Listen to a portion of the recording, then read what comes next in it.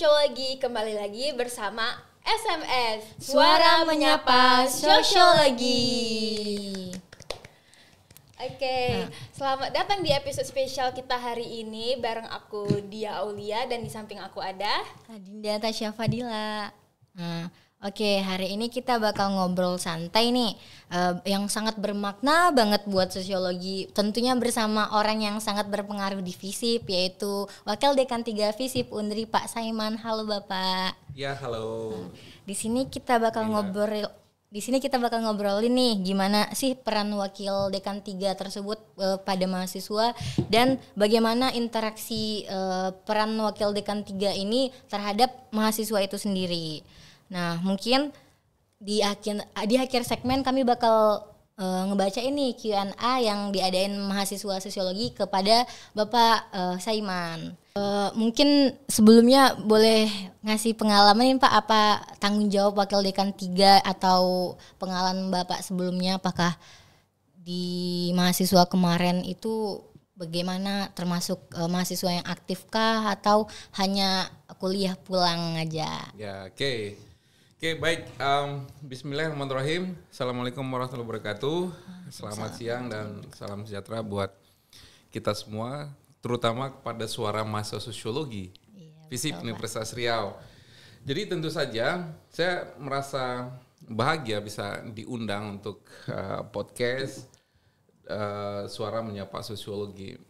Tadi di awal saya tanya ke teman-teman, ke adik-adik podcaster ini, kita mau diskusiin tema apa? Nah, ternyata temanya seputar bagaimana Wakil Dekan 3 mengakselerasi, bagaimana mengaktifkan kegiatan dan kelembagaan kemahasiswaan. Pada seluruh mahasiswa sosiologi khususnya dan mahasiswa FISIP Universitas Riau secara umum, sesuai dengan tugas pokok dan fungsi Wakil Dekan 3 bidang kemahasiswaan, alumni dan kerjasama, maka tentu saja tugas dari Wakil Dekan 3 itu adalah berinteraksi dengan mahasiswa karena tugasnya adalah kemahasiswaan. Nah, yang kita sedang obrolin itu adalah tupoksi kemahasiswaan WD3 itu ngapain aja. Betul. Kan poinnya ada di situ, karena kalau kita baca kuantitas mahasiswa FISIP hari ini itu student body-nya ada sekitar 5.000 mahasiswa. Nah, dalam kapasitas yang demikian banyak, lalu Wakil Dekan 3 FISIP itu ngapain? Apa yang dia perjuangkan terkait dengan kemahasiswaan dan kelembagaan mahasiswa? Sebelum jawab itu, tadi disebutkan pertanyaannya itu apakah 2 tahun terakhir atau ketika saya jadi mahasiswa? Mungkin boleh dari waktu ketika Bapak mahasiswa dulu kali ya, sekalian sharing-sharing. Oke, ketika jadi mahasiswa dulu, aktivitas kemahasiswaan saya itu memang lahir dari proses yang cukup panjang. Jadi mulai dari himpunan mahasiswa jurusan, kebetulan waktu itu saya masuk di hubungan internasional. Jadi saya masuk, lalu kemudian 1 tahun pertama saya kenalan dengan lingkungan. Tahun kedua saya mulai terjebak masuk dalam kelembagaan mahasiswa yang waktu itu disebut dengan KOPS, Mahasiswa Hubungan Internasional. Sampai hari ini masih disebut dengan Komahi. Ya, di Komahi lalu kemudian saya berproses, kemudian saya ingin tahu sebenarnya kepentingan seorang mahasiswa itu aktif dalam kelembagaan mahasiswa itu mau ngapain, itu kan. Nah, saya coba mulai aktif di situ, mulai baca lingkungan kelembagaan mahasiswa. Pelan-pelan saya mulai menikmati proses itu. Dari himpunan mahasiswa jurusan, lalu kemudian oleh teman-teman saya dilempar untuk kemudian aktif terlibat di Senat Mahasiswa Perguruan Tinggi. Sekarang namanya BEM, Badan Eksekutif Mahasiswa Universitas Riau, jadi di level universitas.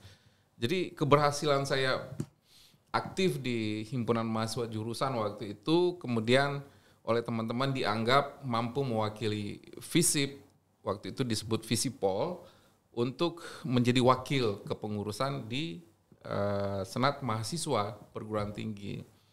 Lalu saya aktif di situ, aktif di Senat Mahasiswa Perguruan Tinggi, dan semakin hari saya terlibat dalam proses kelembagaan mahasiswa itu semakin banyak informasi, semakin banyak pengalaman, semakin banyak interaksi saya dengan kelompok-kelompok, baik kelompok mahasiswa, kelompok dosen, dan kelompok masyarakat.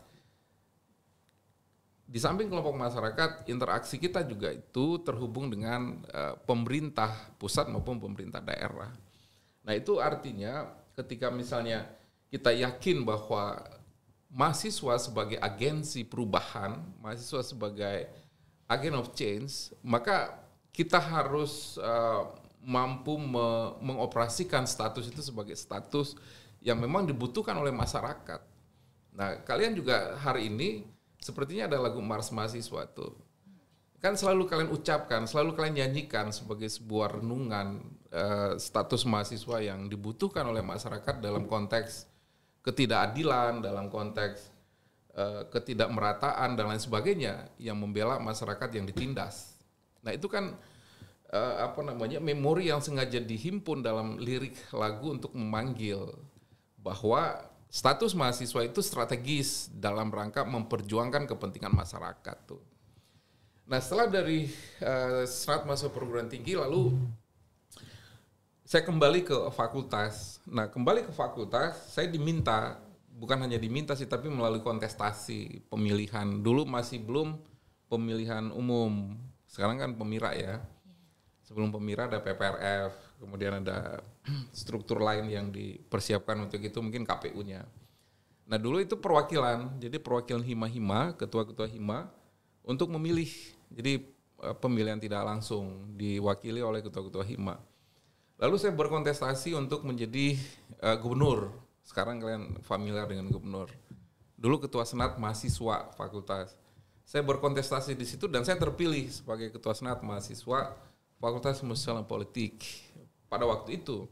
Sekarang gubernur mahasiswa. Nah, di masa itu kemudian saya menyadari bahwa keterlibatan organisasi dan kelembagaan mahasiswa itu menjadi penting dalam rangka mengakomodasi, mengartikulasi seluruh kepentingan mahasiswa yang ada di fakultas, yang ada di FISIP. Karena kita masih yakin, terutama kalian dari sosiologi, terhadap struktur dan fungsi, bahwa mereka punya tugas untuk mengkonsolidasikan ide, punya tugas untuk mengkonsolidasikan gagasan yang akan diartikulasikan. Maka butuh wadah. Nah wadah itu dalam kelembagaan mahasiswa tersebar pada jurusan dan prodi yang ada di FISIP. Di situ ada IMS, kalian ada jurusan sosiologi, kemudian ada himpunan mahasiswanya. Ada administrasi bisnis, prodi administrasi bisnis, himpunan mahasiswanya hima bisnis. Jurusan administrasi publik, himpunan mahasiswanya humanistik. Kemudian jurusan komunikasi, himpunan mahasiswanya himakom. Hubungan internasional, himpunan mahasiswanya Komahi. Itu kan, dan kemudian ada lembaga semi otonom, ada Al-Madani dan Sakai. Nah, saya yakin bahwa 5.000 student body yang tadi saya sebutkan itu tersebar pada jurusan dan prodi itu. Dinamika yang terjadi pada kehidupan mahasiswa itu sangat dinamis. Ketika misalnya ada persoalan, ada yang ingin dia ucapkan atau ada yang ingin dia sampaikan, dia akan sampaikan ke siapa? Dia butuh lembaga untuk mengkonsolidasikan agar ini diartikulasikan pada pengambil keputusan di fakultas. Maka kelembagaan mahasiswa inilah. IMS misalnya kalian punya lembaga advokasi kan. Ya, maksudnya ada bidang yang ngurusi tentang kalau di Komahi itu ada ASR. Saya nggak tahu kalau di Komahi ini bidangnya di IMS ini bidangnya apa? Iya betul, advokasi. Advokasi kan. Iya, betul. Nah, itu kan tugas dari bidang advokasi adalah memberikan advice pada mahasiswa sosiologi terhadap masalah yang dia hadapi. Nah, mahasiswa kan akhirnya kan pergi ke mahasiswa karena identity dalam teori itu juga mendekatkan. Misalnya kalian sama-sama mahasiswa sosiologi akan lebih dekat dengan sesama sosiologi ketimbang dengan HI. Benar nggak tuh? Itu identity sebagai sebuah jurusan. Nah, jadi identitas sebagai sebuah mahasiswa, maka dia akan sampaikan keluh kesahnya, dia akan sampaikan persoalan-persoalannya pada mahasiswanya dulu, pada teman-temannya yang aktif di kelembagaan mahasiswa. Jadi saya kira dari sekian banyak perjalanan kelembagaan mahasiswa yang saya ikuti, saya menganggap bahwa kelembagaan mahasiswa itu memberikan kita kemampuan, memberikan kita soft skill yang ini nggak kita dapat misalnya di buku pengantar ilmu sosiologi. Pengantar ilmu sosiologi akan sampaikan soal bahwa manusia itu nggak bisa hidup sendiri. Manusia itu butuh orang lain. Betul. Secara teori, tapi kemudian harus dioperasikan dalam bentuk yang teknis.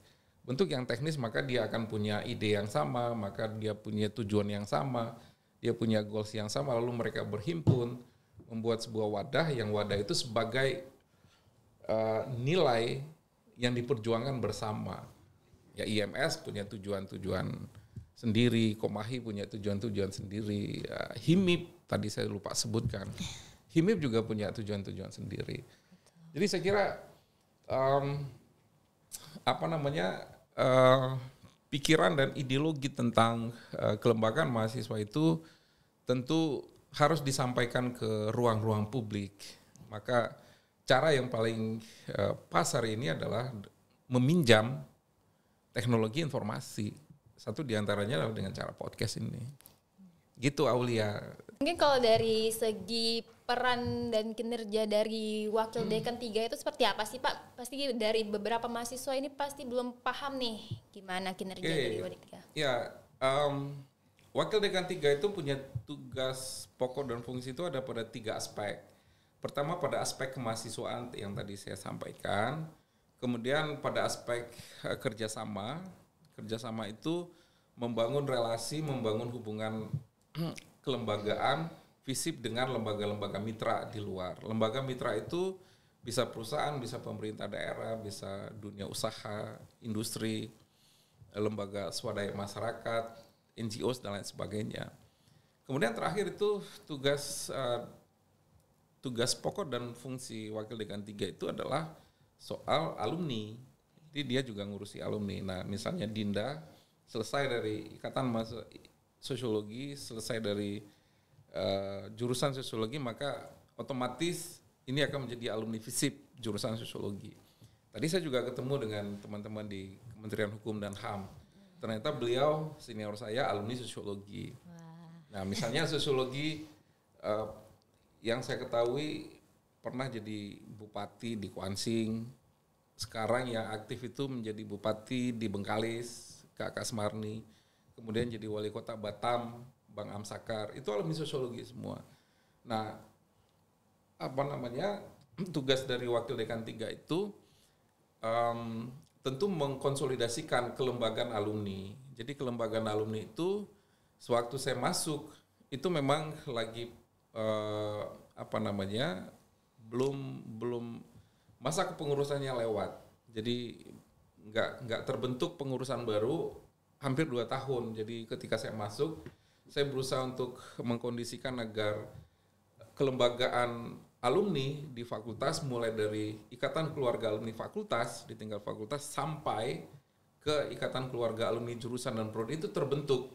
Maka tahun 2023 seluruh kelembagaan Ikatan Keluarga Alumni Fakultas dan Jurusan dan Prodi itu sudah terbentuk. 2024 seluruhnya terbentuk, kita bersinergi kerjasama antara fakultas dan Ikatan Keluarga Alumni. 2025 juga begitu karena perangkat-perangkat organisasinya kita udah bentuk. Itu pada alumni. Tadi kerjasama juga sudah pada kemahasiswaan tadi yang saya sampaikan. Kemudian tadi bagaimana bisa mengaktifkan kelembagaan mahasiswa. Bagaimana mereka bisa di-trigger, bagaimana kelembagaan mahasiswa itu bisa merasa bahwa fakultas, jurusan itu bagian yang tidak terpisahkan dengan mereka, in body, in line. Tentu saja karena kita di Fakultas Sosial dan Politik, tentu kita juga mengetahui dasar-dasar atau konsep-konsep tentang equality, kesetaraan. Jadi menghandling kelembagaan mahasiswa itu, ya mereka harus diposisikan setara. Mereka nggak bisa diposisikan subordinatif. Mereka nggak bisa kita bos lalu mahasiswa itu anak buah. Pola hubungannya akan nggak sehat dalam konteks organisasi. Maka yang harus diciptakan adalah sebuah keadaan di mana antara fakultas dan kelembagaan mahasiswa itu berdiri setara. Itu satu poin. Kemudian kedua, soal tata kelola administrasi dan tata kelola keuangan.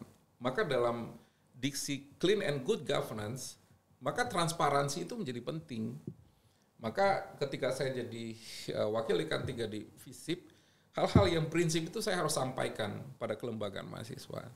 Kita harus bisa duduk sama rendah, berdiri sama tinggi, ngobrol biasa aja. Misalnya kita ketemu, kita ngopi bareng, kita ngobrol bareng, nggak harus di ruangan wakil dekan 3. Kadang saya datang ke sekretariat gelanggang mahasiswa, kita ngobrol di gerai atau di kantin mahasiswa. Jadi itu hal yang membuat mahasiswa itu akhirnya merasa bahwa nggak ada jarak. Ini kan dalam ilmu sosiologi itu ada jarak sosial.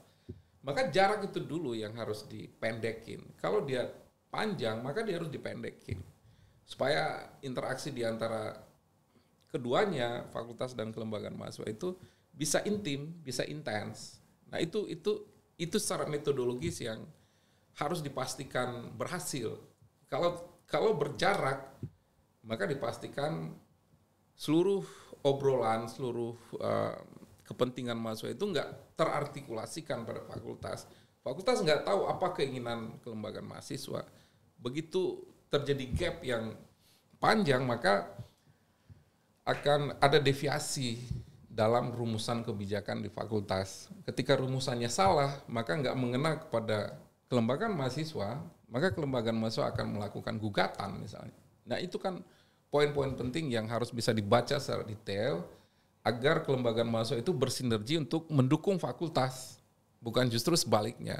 Kita sedang menegakkan indeks kinerja utama fakultas misalnya, kita minta agar kelembagaan mahasiswa itu juga mendukung indeks kinerja utama fakultas. Jadi ada hubungan yang simultan, sinergi antara kelembagaan mahasiswa dan Fakultas Ilmu Sosial dan Politik. Itu Dinda. Pak, dalam bidang kemahasiswaan itu kan luas banget ya Pak. Di satu sisi itu ada aturan, lalu ada dinamikanya tersendiri, emosional mahasiswa itu sendiri. Nah, menurut Bapak nih, tantangan terbesar seorang wakil dekan 3 nih, itu tuh justru lebih kemana sih Pak? Lebih menjaga sistemnya tetap jalan saja atau tetap menjaga hubungan baik dengan mahasiswa itu saja Pak? Bagaimana Bapak? Iya, itu akumulasi semuanya. Jadi kita nggak bisa dihadapkan pada dua pilihan itu. Jadi pilihan itu adalah pilihan yang harus dipilih seluruhnya. Sistemnya harus dijalankan, kemudian hubungan humanisme dengan kelembagaan dan mahasiswa itu juga harus dijalankan. Jadi kalau kita memilih sistem saja kemudian humanismenya nggak jalan, maka jarak sosialnya akan jadi tinggi. Kan menghindari jarak sosial itu. Jarak politik kelembaganya akan jadi tinggi. Jadi kalau ditanya ke saya, ya dua hal itu menjadi penting buat kita, terutama di pengurus fakultas ya. Karena kita ingin agar fakultas ini dilihat oleh mahasiswa itu punya keinginan untuk memberikan jalan yang baik secara kelembagaan, prestasi akademik, prestasi olahraga, seluruh prestasi yang diinginkan oleh mahasiswa itu jalannya ada. Jangan sampai ada yang mereka menginginkan hal-hal yang baru lalu kita cuek dengan keadaan itu. Maka dengan kecuekan ini justru akan terbangun sebuah pola hubungan yang ya mungkin berjarak. Maka ketika dia berjarak, ini akan menjadi bom waktu. Kalau menurut Bapak nih, kegiatan non-akademik yang seperti apa sih Pak yang bisa jadi media efektif buat membentuk karakter mahasiswa itu sendiri Pak? Pembentukan karakter ya? Iya betul. Pembentukan karakter ya non akademik atau Benar, di luar non-akademik, kampus Pak. atau di luar kelas. Ya di luar kelas. Di luar kelas kan. Iya. Kalau di luar kelas ya aktivitasnya itu bisa didorong pada bisa diartikulasikan mahasiswa itu pada kelembagaan-kelembagaan formal. Kelembagaan formal itu misalnya ada IMS, ada Komahi dan lain sebagainya.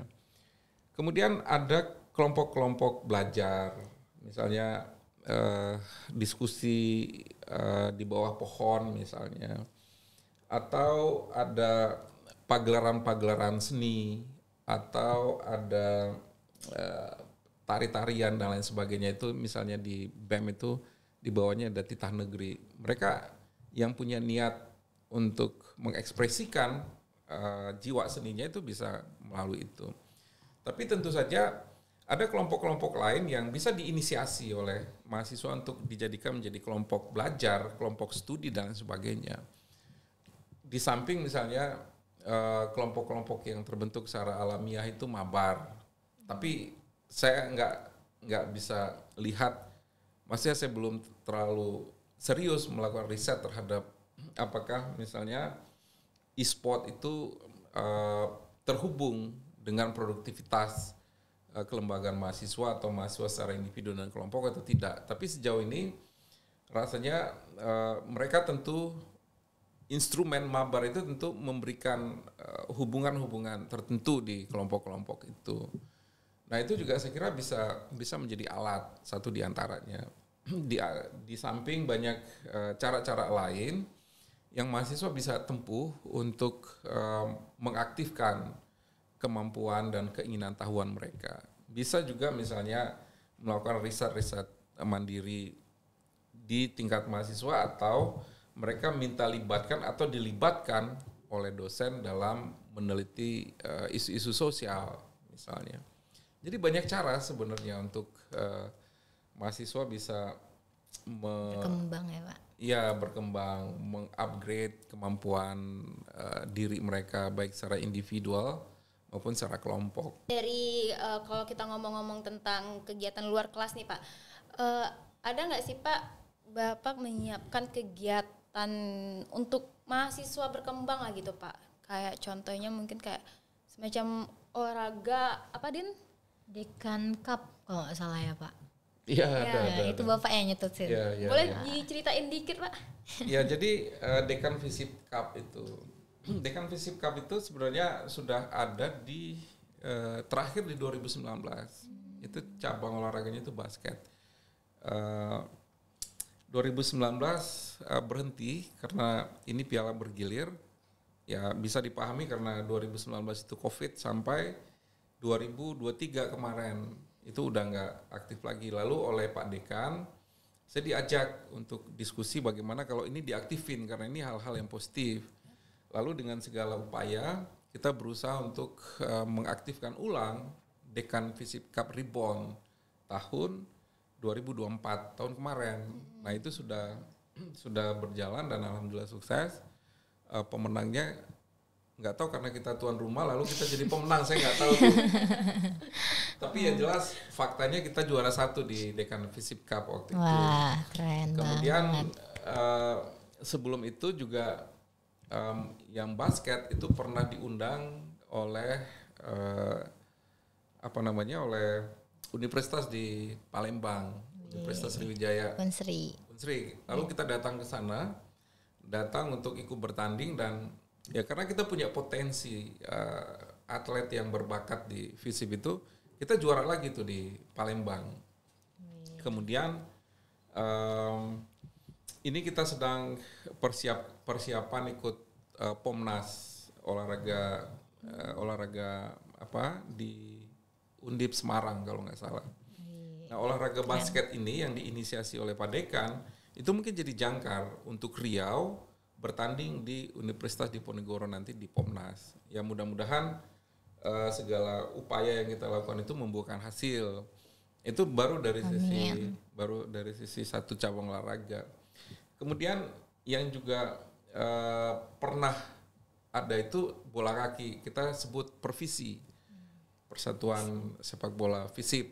Nah itu juga menjadi perbincangan di Riau karena dia sempat masuk ke Liga 3. Tapi memang karena alasan-alasan teknis, karena bola kaki kalau kita seriusi kan pembiayanya juga cukup besar ya. Iya, betul. Karena pemainnya aja udah 11, ofisialnya dan lain sebagainya, terus mobilisasinya juga besar. Kemudian terakhir kita coba usahakan juga, tapi ternyata kita landing di posisi 3 atau 4 jadi nggak masuk juara. Nah, yang juara itu basket, kemudian bola voli putri. Bola voli putri ini juga sedang on fire. Di tahun 2023 Seriau voli putri kayaknya di kampus ya. Itu juara 1. Kemudian 2024 yang ngadain Fakultas Ekonomi dan Bisnis, mahasiswanya se-Unri kita juga juara 1. Kita ngalahkan Pendor, pendidikan olahraganya FKIP, yang setiap hari kerjanya olahraga juga. Iya. Ngomong-ngomong tentang dekan nih, tentang Dekan Cup yang telah Bapak cetusin yang udah lama nggak aktif ya Pak. Terus kemudian di tahun lalu aktif kembali. Selama Bapak menjadi wakil Dekan 3 ini Pak, apa sih lagi Pak selain Dekan Cup 3 yang Bapak cetuskan atau gebrakan Bapak nih yang sebelumnya itu nggak ada tapi sekarang malah ada gitu? Paduan suara. Jadi paduan suara kita itu kan mungkin kalian masuk 23 ya? Iya betul Pak. 23 itu masa di mana paduan suara FISIP itu sedang saya lahirkan. Jadi sedang diinisiasi untuk bisa lahir. Itu memang karena kedekatan wakil Dekan 3 dengan kelembagaan mahasiswa, terutama dengan BEM FISIP, saya minta Kadis Senor itu Kepala Dinas Seni dan Olahraga, untuk ngumpulin atau memberikan informasi kepada Kadis Senor di level jurusan dan prodi, agar mereka berkumpul, sharing, menyampaikan informasi bahwa FISIP itu sedang membangun paduan suara baru di fakultas. 2023 kita berusaha untuk lahirkan kembali, karena waktu saya kuliah di FISIP itu paduan suara FISIP juga sudah pernah ada tapi sangat lama.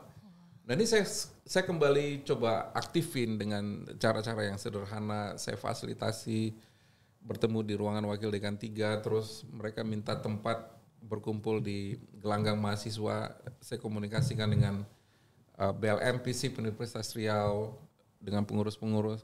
Lalu mereka berusaha untuk berkumpul di situ, latihan setiap seminggu 2 kali. Saya ikut di dalam grup itu memantau.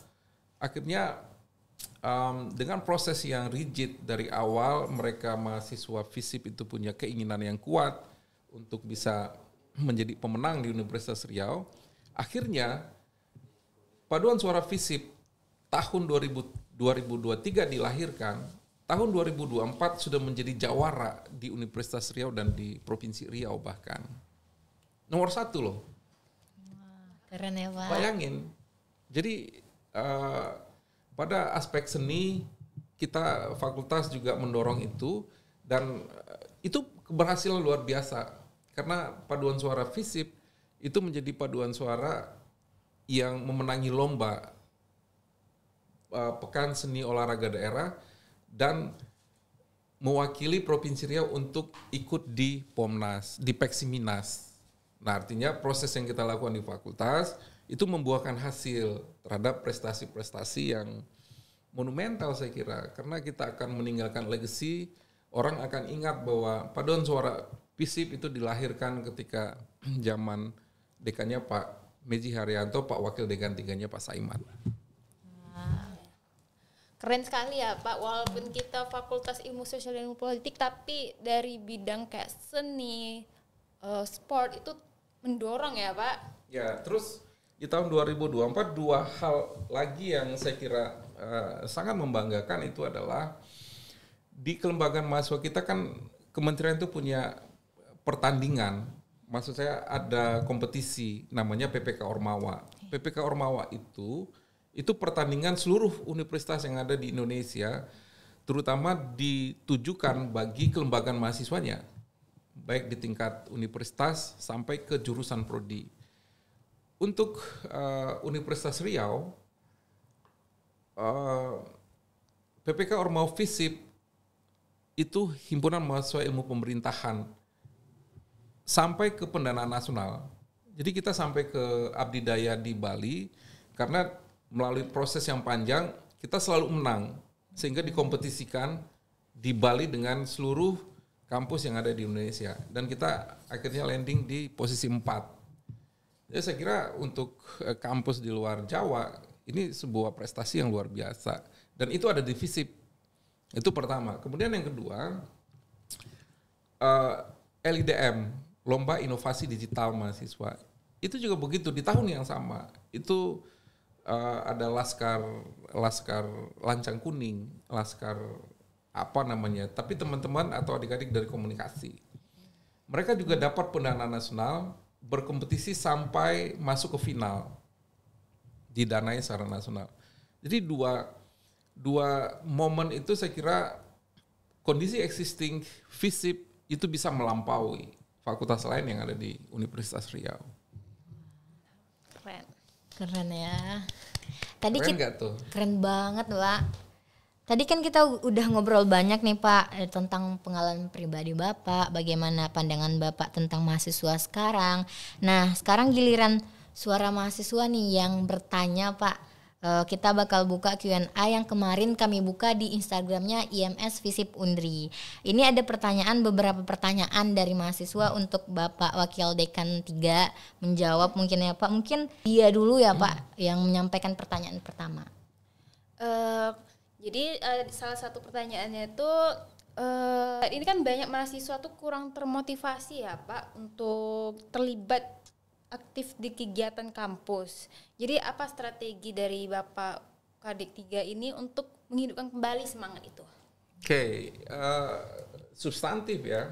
Karena kecenderungan ini nggak hanya di FISIP, kecenderungan ini berlaku umum di beberapa kampus, bahkan kampus besar sekalipun.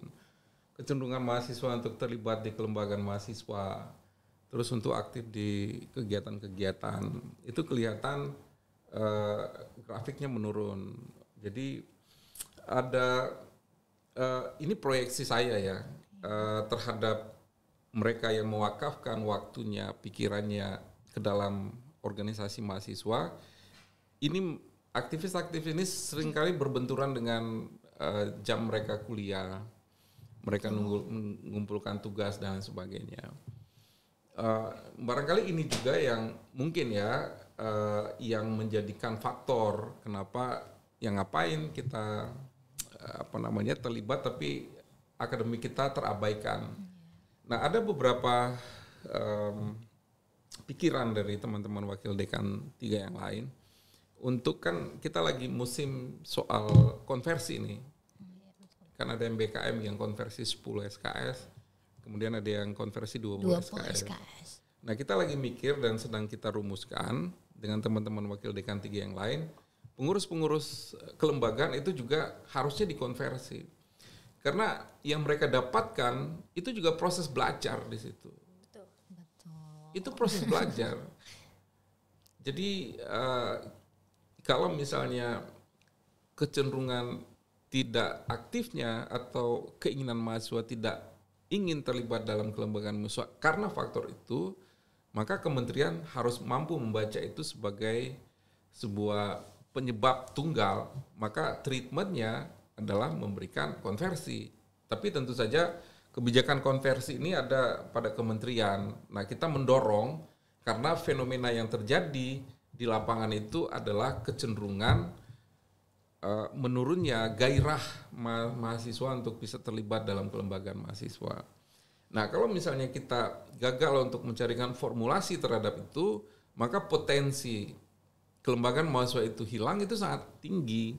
Nah, kalau hilang, ya fungsi-fungsi kelembagaan mahasiswa itu nggak akan jalan. Begitu dia tidak jalan, maka orang yang ngurusi soal-soal mahasiswa itu langsung pada jurusan dan fakultasnya. Itu dua entitas yang berbeda. Jadi tidak lagi terhubung dengan entitas mahasiswa yang kalian bisa ngomong apa aja, dengan ketika kalian ketemu dengan dosen yang kalian harus jaga sikap. Ini kan konsekuensinya. Jadi tentu dari sisi kelembagaan kita juga sedang membaca fenomena itu dan kita sedang mendiskusikan bagaimana kemudian bisa meningkatkan hormon mahasiswa untuk aktif di kelembagaan mahasiswa. Wah, pertanyaan selanjutnya nih Pak, apakah ada program pelatihan atau workshop dari fakultas masing-masing untuk meningkatkan kemampuan public speaking, kepemimpinan atau pengelolaan organisasi itu sendiri Pak? Ya, itu jadi program kerja sebenarnya. Setiap kelembagaan mahasiswa itu program kerjanya itu. Begitu mereka dilantik, setelah dilantik mereka itu ngadain upgrading. Materi dari upgrading itu yaitu public speaking, kemampuan berorganisasi, kemampuan berbicara di depan forum, kemampuan berdebat dan lain sebagainya. Itu di semua hima, kalau kita periksa ada 7 hima, maka 7 program itu ada di situ. Mungkin lebih maksudnya ke dari fakultas itu sendiri mungkin Pak. Apakah ada contohnya mungkin kayak kemarin di Sutbal itu termasuk yang program mana? Kerja yang diadain di Sutbal. Satu hari bersama dekan. Iya betul. Maaf Pak. Iya. Itu 1 hari bersama dekan.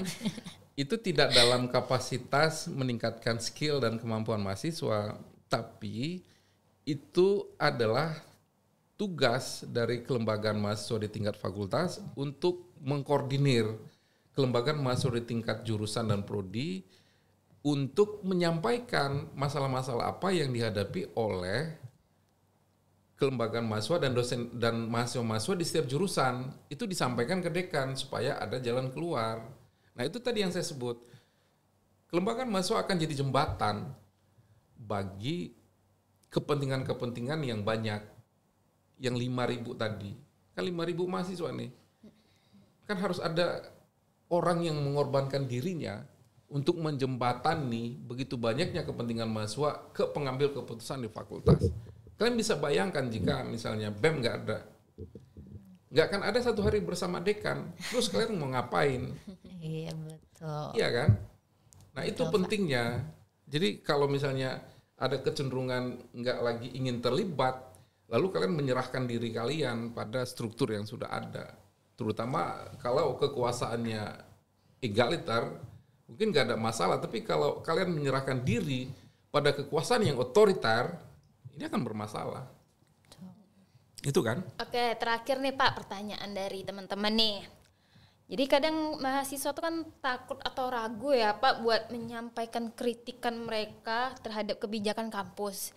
Jadi apakah ada ruang dialog terbuka antara pihak dekanat dan mahasiswa itu Pak? Ya itu yang kemarin sehari bersama dekan itu ruang terbuka bagi mahasiswa karena BEM itu ngundang seluruh mahasiswa FISIP diundang. Itu flyernya. Iya kan? Itulah ruang terbuka bagi mahasiswa FISIP untuk menyampaikan apa yang mereka hadapi ketika melaksanakan proses akademik di kampus. Nah, untuk bisa menyampaikan ide dan gagasan itu harus dilatih. Nggak bisa dia nyampaikan statement atau pandangan kalau dia nggak pernah berproses misalnya pada kelembagaan mahasiswa atau pada kelembagaan yang lain. Nggak harus kelembagaan mahasiswa, tapi dia terlibat pada organisasi lain. Maka di situ dia akan dilatih untuk punya kemampuan mental pertama. Kemudian kedua punya kemampuan ide. Ide itu berarti relate dengan otak. Maka otaknya diasah terus. Begitu ide tentang apa yang akan dia sampaikan sudah matang, maka dia akan artikulasikan di ruang-ruang publik. Ruang-ruang publik ini kita nggak bisa, misalnya Dinda nggak bisa jadi host kalau belum pernah jadi host sebelumnya. Ini kan kalau Dinda jadi host untuk yang ke-100 kali akan menjadi lebih lancar ketika Dinda pertama kali jadi host. Itu kan proses itu yang sebenarnya ingin dibina supaya mahasiswa juga ingin terlibat di situ. Dia punya dampak. Oleh kementerian kan MBKM lalu digeser menjadi kampus berdampak. Berdampak secara individu. punya soft skill untuk bisa berdebat, punya kemampuan untuk bisa setara, untuk bisa memperjuangkan keadilan, untuk bisa memperjuangkan macam-macam. Jadi itu proses kalian di mahasiswa dan aktivitas-aktivitas yang lain. Tapi Pak, saya mau nanya, apakah ruang dialog ini tuh bareng dekan itu cuma sekali kayak yang kemarin atau ada rutin gitu Pak? Ruang Ya, dialog, Pak? itu nanti diturunkan sehari bersama jurusan, ya kan? Betul. Dekan itu kan pimpinan tertinggi di fakultas, maka BEM, FISIP itu mengundang seluruh kelembagaan yang ada di FISIP, mulai dari himpunan mahasiswa sampai ke lembaga semi otonom. Itu selesai, itu nanti biasanya itu juga program kerja dari himpunan mahasiswa. Misalnya HI sehari bersama jurusan mereka tuh, SHB, sehari bersama SHJ. Nggak tahu IMS juga, saya kira ada. Kalau nggak ada, misalnya ada masalah ya sampaikan ke ketua IMS yang baru, ke si Takyu. Takyu sini itu senior kalian atau junior kalian? Satu angkatan. Satu Bapak. angkatan kan? Iya. Ya minta aja ngobrol, nggak harus menghakimi sih sebenarnya. Kan kita khawatir mahasiswa lalu tunjuk-tunjuk kiri tuh dosennya. Tapi kan nggak pola itu yang kita ingin perlihatkan. Kita ingin duduk satu meja seperti ini untuk ngobrolin sebenarnya ngapain sih, kalian ngerjain apa, terus ini masalahnya apa, kan hanya untuk mencari jalan keluar kalau permasalahan ada dengan cara yang riang gembira. Kalau permasalahan dari IMS itu sendiri itu biasanya yang menangani itu langsung bidang advokasi tuh Pak. Ya itu kan pendelegasian dari ketua umum IMS. Oh iya, Iya betul. kan? Ya. Itu kan pendelegasian kewenangan aja. Tanggung jawabnya ada di ketua umum IMS. Iya. Satu lagi ternyata masih ada nih Pak. Apakah Wakil Dekan 3 membuka ruang aspirasi yang benar-benar bisa ditindaklanjuti oleh pihak fakultas atau hanya formalitas saja? Ya bisa. Bisa. Jadi kan pertanyaan itu ingin ingin memastikan bahwa kita serius kan? Ya nggak apa-apa, kita memang dari awal serius.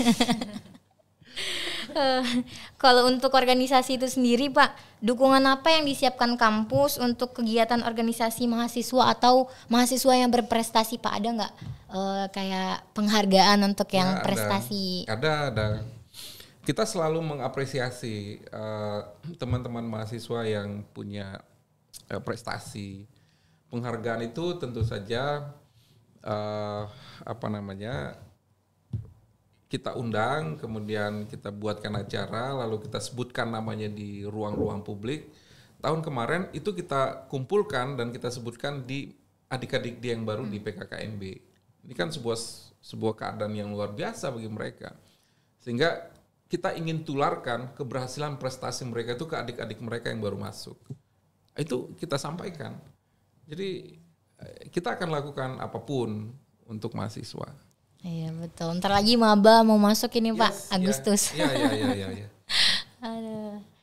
Ada pesan-kesan nggak Pak untuk mahasiswa-mahasiswa, terutama mahasiswa sosiologi itu sendiri Pak di FISIP? Ya, saya kira hampir mayoritas seluruh kelembagaan mahasiswa di FISIP itu dinamis ya. Maksudnya aktivisme mereka itu luar biasa.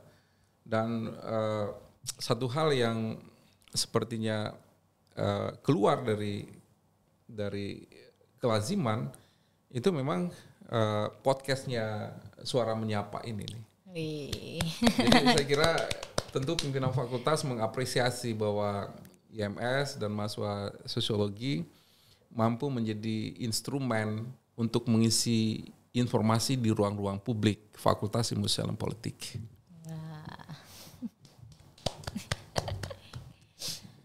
Gak kerasa ya Din, obrolan kita bareng Bapak Saiman Wakil Dekan 3 ini ngalir banget, masuk banget nih. Kami ucapkan makasih banyak ya Terima Pak kasih, udah Bapak. menyempatkan waktu buat datang di podcast Iya, makasih juga ini. saya telat karena sebelum kemarin ada 2 kegiatan besar sebenarnya, tapi terakhir saya tinggalkan setengah, lalu saya datang kemarin Demi podcast. demi podcast.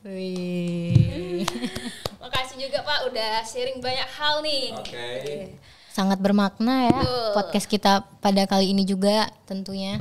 Semoga podcast kita kali ini bisa memotivasi teman-teman semua nih untuk aktif di kampus maupun di luar kampus. Baik. Kami izin pamit. Sampai jumpa di episode SMS selanjutnya. Bye bye.